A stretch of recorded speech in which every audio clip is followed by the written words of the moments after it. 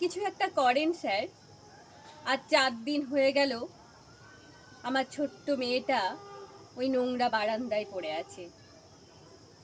জুতার দোকানে সামান্য মাইনের কর্মচারী নিকুঞ্জ, তার আদরের মেয়ে মামনির কঠিন অসুখ, ডায়ালিসিস করতে হবে। পাড়ার এমএলএ দয়ালু হাতে চিঠি দিয়েছেন মন্ত্রী সিএকে।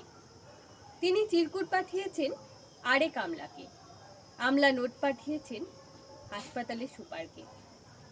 কিন্তু গত কদিনে নিকুঞ্জের সমস্ত উদ্বেগ আর উৎকণ্ঠাকে তুচ্ছ করে সে নোট পৌঁছায়নি হাসপাতালে। নোট গেলে বিনা খরচে মামনির ডায়ালিসিস করা হবে। গরিব নিকুঞ্জ সারাদিন দোকানে মানুষের পায়ে জুতা পরায়।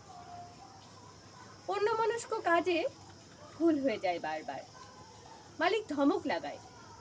এক একটা নধর পায়ে জুতো পরাতে পরাতে নিকুঞ্জের ইচ্ছে হয় পয়সাওয়ালা খদ্দেরের পা দুটো চেপে ধরে বলে, স্যার আমার একমাত্র মেয়ে পয়সার অভাবে হাসপাতালের নোংরা বারান্দায় একা পড়ে রয়েছে, তার চিকিৎসা হচ্ছে না।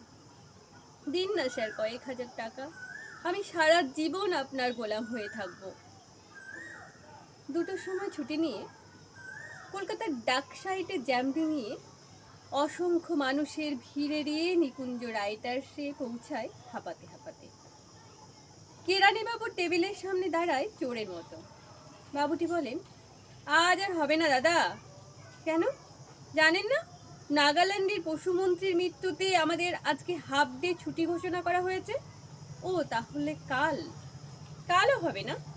কাগজ পড়েন না নাকি? প্রাক্তন প্রধানমন্ত্রীর মৃত্যুতে কাল পূর্ণ দিবস ছুটি।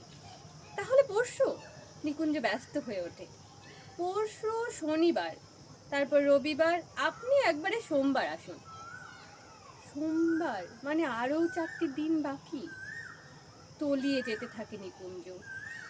যেতে যেতে তার কানে বারবার ভেসে আসে মামনির কণ্ঠস্বর, বাবা আমার কবে ছুটি হবে? আমি কবে বাড়ি যাব বাবা? হঠাৎ নিকুঞ্জের মাথায় যেন আগুন জ্বলে ওঠে। দুর্বল অভুক্ত শীর্ণ শরীরে হঠাৎই যেন জ্বলে ওঠে ভয়ঙ্কর তেজ। রাইটার্সের বারান্দা দিয়ে ছুটতে থাকে নিকুঞ্জ, আর ছুটতে ছুটতে সোজা গিয়ে নিকুঞ্জ ঢোকে ডালহৌসি পাড়ার এক বন্দুকের দোকানে। আগুন জ্বলছে এখন তার মাথায়। ধূমকেতুর মতো নিকুঞ্জ চিৎকার করে বলতে থাকে, আমাকে একটা বন্দুক দিন, আমাকে একটা বন্দুক দিন, যা থেকে হাজার হাজার গুলি বের হবে। আমি সমস্ত নেতা মন্ত্রী কর্তাদের গুলি করে মেরে ফেলবো।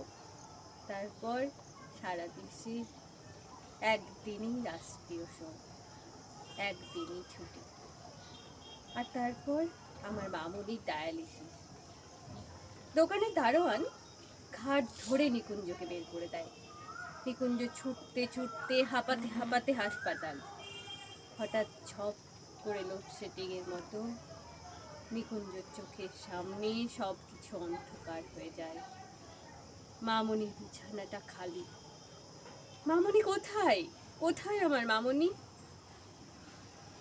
অনেক রাতে ভাড়া করা ম্যাটাডোরে একটা খাটিয়ায় মামনিকে শুইয়ে দূর মফস্বলের বাড়ির পথ ধরে নিকুঞ্জ।